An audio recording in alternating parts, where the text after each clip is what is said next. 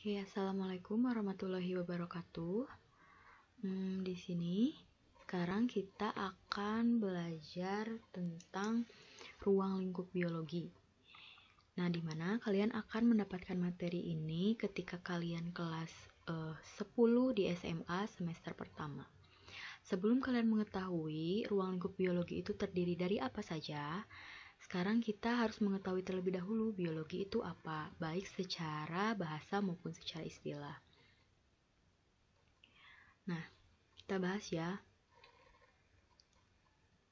Biologi berasal dari bahasa Yunani dan terdiri dari dua kata. Yang pertama bios dan yang kedua itu logos. Bios sendiri artinya adalah hidup dan logos artinya adalah ilmu. Nah, biologi itu secara istilah berarti ilmu yang mempelajari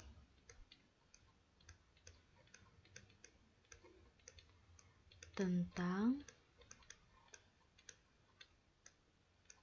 kehidupan. Kehidupan apa yang dimaksud di sini?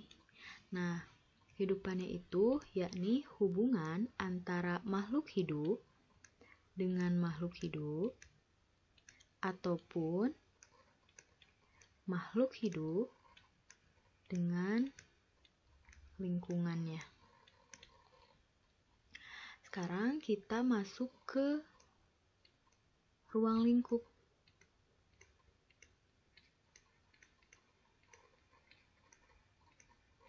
Nah, ruang lingkup ini meliputi apa saja sih? Ruang lingkup ini meliputi objek biologi. Nah, objek biologi itu terdiri dari animalia, plantae, fungi,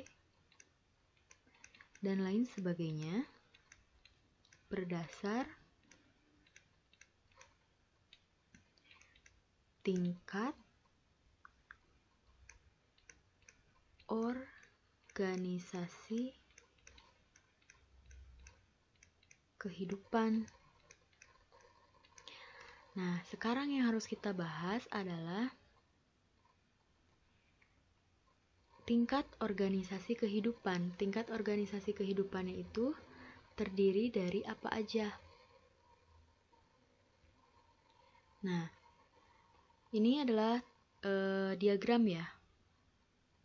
Tingkat organisasi kehidupan. Ini struktur dari yang terkecil nih sampai yang terbesar. Yang pertama itu sel. Sel itu apa? Sel merupakan unit struktural, fungsional,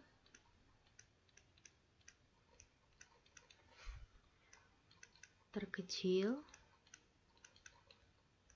penyusun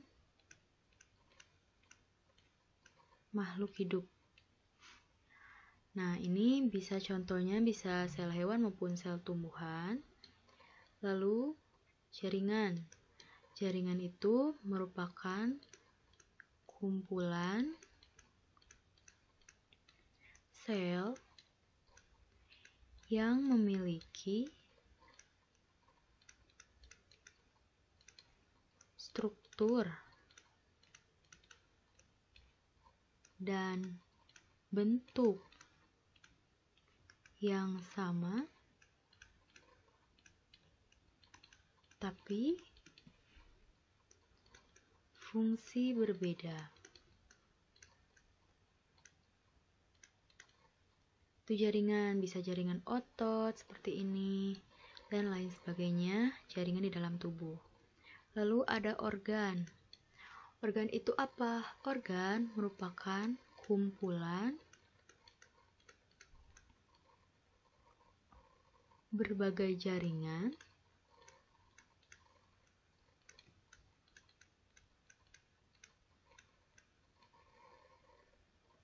dengan fungsi tertentu.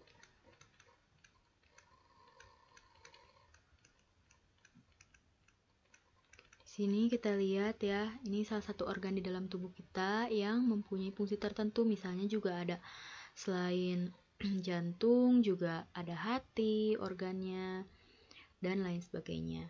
Lalu ada sistem organ. Nah, sistem organ itu apa? Sistem organ itu adalah kumpulan juga ini, tapi kumpulan dari organ. Nah, ini pun untuk melakukan fungsi tertentu.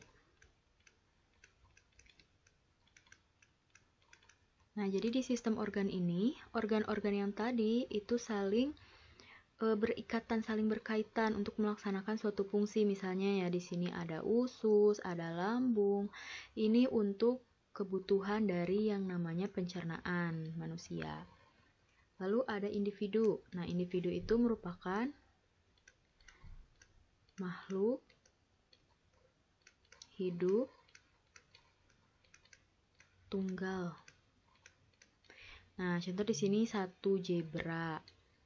Lalu ada populasi. Populasi itu apa? Populasi merupakan kumpulan individu yang sejenis.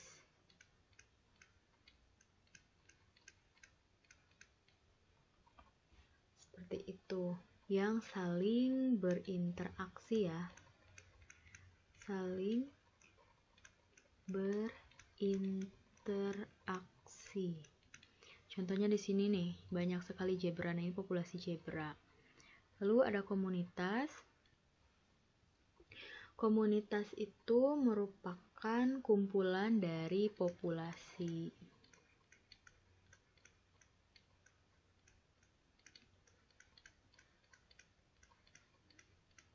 Kumpulan populasi berbagai spesies. Nah, ini kata kuncinya, berbagai spesies. Jadi tidak hanya zebra aja, tapi di sini ada rusa, dapat dilihat ya. Nah, setelah komunitas di sini sebenarnya ada lagi yang namanya itu ekosistem. Ekosistem ya, ekosistem itu seluruh komunitas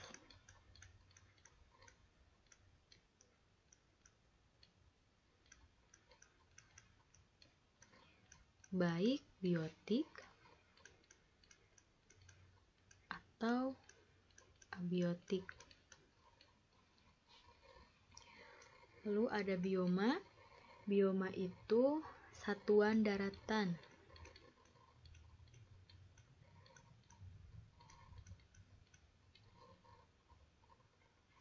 Di bumi bercirikan tumbuhan biasanya. Bercirikan tumbuhan.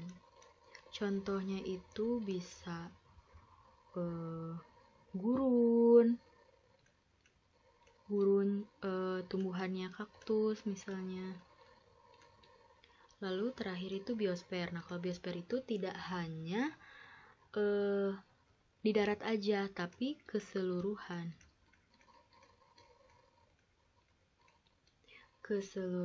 bioma di bumi.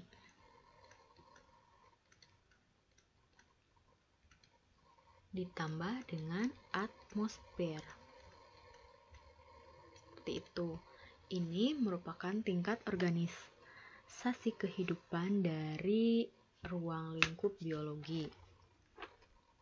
Nah, teman-teman semua, selain kita membahas juga tingkat organisasi kehidupan, kita juga harus mengetahui nih karakteristik dari biologi itu sendiri.